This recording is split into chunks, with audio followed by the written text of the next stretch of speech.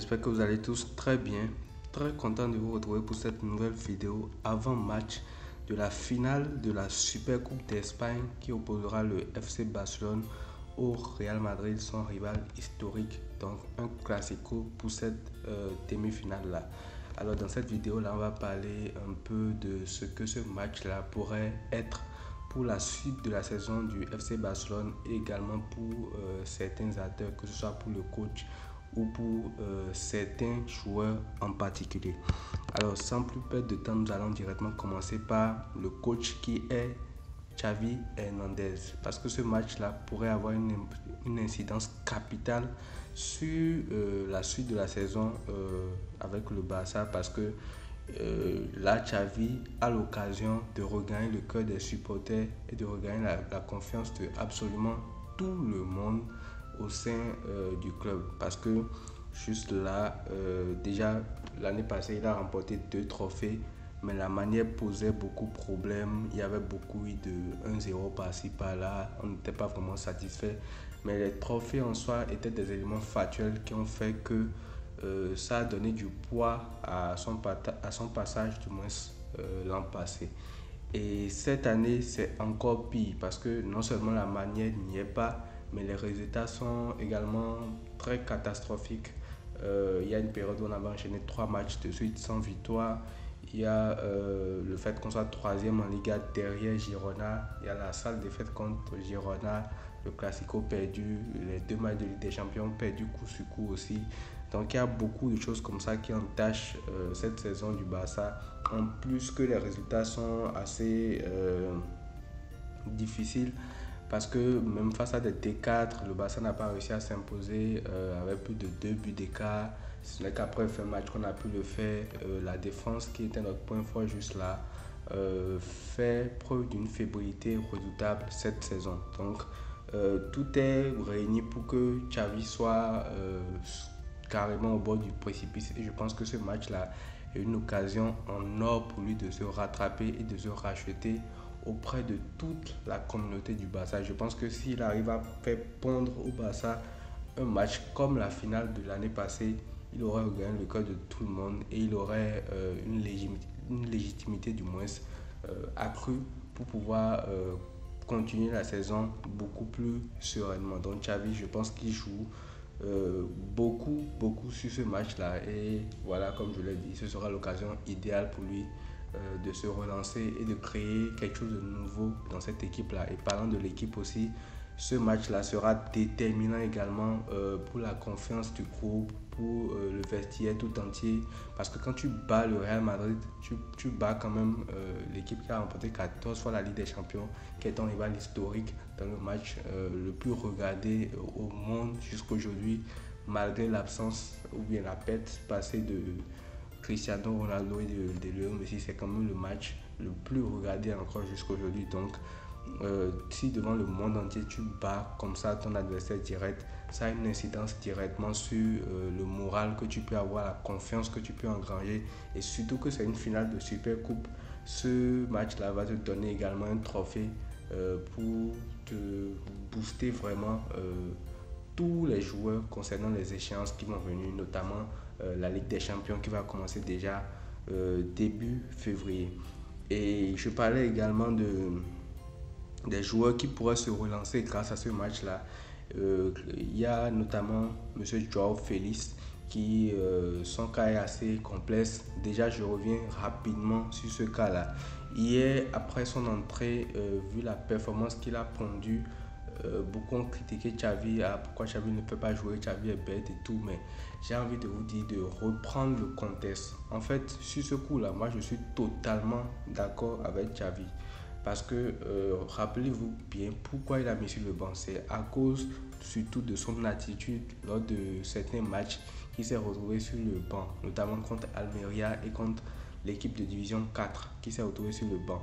Donc c'est légitime en fait pour un coach de privilégier un joueur que Ferran Torres, qui est moins talentueux mais qui donne beaucoup plus d'envie, beaucoup plus de courses, beaucoup plus de motivation dans le match, que de privilégier un joueur qui se repose uniquement sur son talent, parce que au Barça ça ne marche pas du tout comme ça. Il a été puni à juste titre. Mais vu la performance qu'il a pondue hier dans un match aussi important qu'est une demi-finale de Super Coupe d'Espagne, je pense que c'est l'occasion idéale pour lui également de faire une masterclass contre le Real Madrid et de relancer également sa saison qui sera dans la lignée de ce qu'il a produit contre Osasuna, parce que lui aussi il a quand même quelque chose à prouver à son coach. En parlant des joueurs que ça pourrait rebooster aussi, il y a Robert Lewandowski qui vient de marquer un but depuis longtemps quand même dans le jeu, surtout dans une demi-finale du moins de Super Coupe d'Espagne.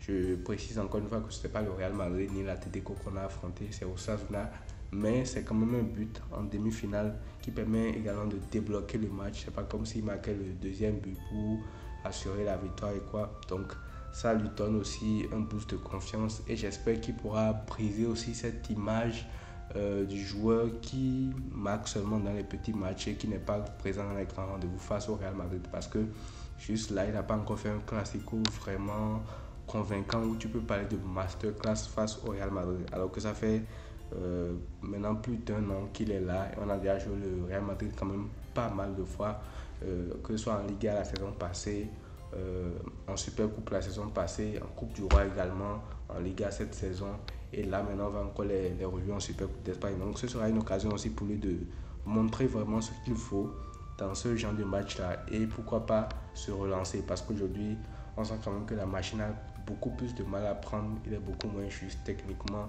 et même la finition chirurgicale qu'il avait par le passé a commencé à nettement décliner. Troisième joueur qui pourrait engranger de la confiance grâce à ce match-là, c'est bien sûr Alejandro Balde, qui je pense qu'il jouera ce match-là. Peut-être parce que Cancelo ne sera pas là, parce que avec les dernières performances qu'il a faites, il n'est pas vraiment légitime pour être titulaire, mais je pense que c'est plutôt parce qu'on n'a pas le choix qui va jouer. Parce que si Cancelo était là, Cancelo aurait bien pu jouer sur le côté gauche avec son coéquipier en équipe nationale, Joao Félix, et Araujo aurait bien pu être sur le côté droit pour gêner Vinicius dans ce classico-là. Donc Balde, ça ne va pas du tout, que ce soit contre Las Palmas ou même lors de la demi-finale contre Osasuna. Il n'a pas fait un bon match, des contrôles approximatifs, un jeu très rapidement lu par l'adversaire. Je sens qu'il n'a pas confiance en ses dribbles, ses accélérations ne marchent plus trop. La dernière passe, ça ne s'améliore toujours pas.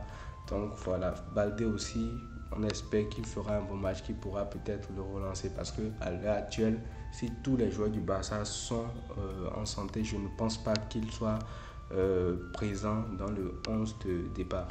Alors maintenant que tout ça c'est dit, déjà vous savez que le Classico, on ne peut pas vraiment compter sur les dernières confrontations lors de Classico pour faire une prévision, parce que c'est l'un des matchs les moins prévisibles, parce que un Classico, si tu te bases sur les dernières confrontations, la forme du moment, par exemple, on a déjà vu des Barça largement en crise au bord du précipice qui, lorsqu'ils rencontrent le Real Madrid, les dévorent totalement et reprennent la confiance.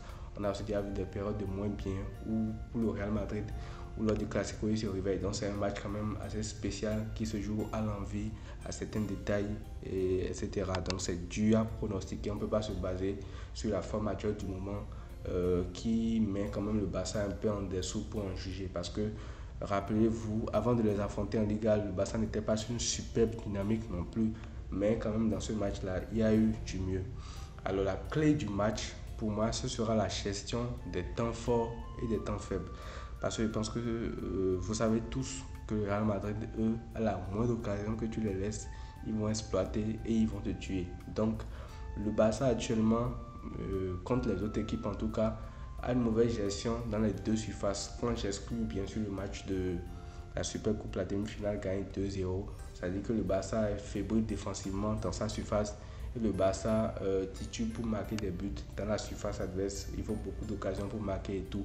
Donc, il faut que le Barça soit chirurgical. Et c'est d'ailleurs la leçon qu'on peut retenir du Classico aller perdu au Montjuic à domicile. Donc, il faut que le Barça soit vraiment chirurgical dans ses moments forts et que le Barça puisse bien tenir dans ses moments faibles. Donc, ce sera la gestion des moments forts et des moments faibles qui seront vraiment la clé pour ce match-là, parce que l'efficacité est primordiale contre le Real Madrid. Dernier point de la vidéo, je vais vous partager le 11 idéal, le 11 que moi je proposerais pour ce match-là. Alors, au goal, Iñaki Peña, bien sûr. En défense centrale, Jules Koundé et Christensen. Sur les côtés, Baldé à gauche et Araujo latéral droit pour pouvoir contenir justement les offensives de Vinicius. Au milieu de terrain, De Jong, Gundogan et Sergio Roberto. Oui, vous n'aurez pas Sergio Roberto parce que je ne sais pas ce que lui a pris récemment. Il est devenu hyper fort, il est dans la forme de sa vie. Donc, c'est très sympa pour Sergio Roberto. Si c'est que Pedri peut commencer le match sans qu'il y ait de répercussions sur lui, je préfère que Pedri commence. Mais là, il a joué que quelques minutes face à Osasuna et je ne sais pas s'il sera déjà apte à jouer un match entier contre le Real Madrid. Donc, c'est dans le fait de pouvoir le préserver et de ne pas le brusquer pour qu'il fasse une rechute que je préférerais peut-être voir Sergio Roberto débuter et Pedri en sortie de banc pourra apporter également beaucoup de choses parce qu'il a été extraordinaire lors de son entrée face à Osasuna. Et en attaque, bien sûr, Lamine Yamal parce que Rafinha n'est pas là. Et je viens de voir une information qui dit que Rafinha sera absent un mois et ça risque de s'annoncer très problématique, ou alors de relancer également Sergio Roberto sur le côté droit pour faire reposer Lamine Yamal des fois parce que à gauche c'est compliqué pour lui avec la concurrence de Joao Félix. Donc Lamine Yamal à droite, Lewandowski dans l'axe et Joao Félix sur le côté gauche. Donc voilà mon 11 pour ce classico là. On se retrouve juste après le match pour son débrief. Prenez tout soin de vous et à très bientôt.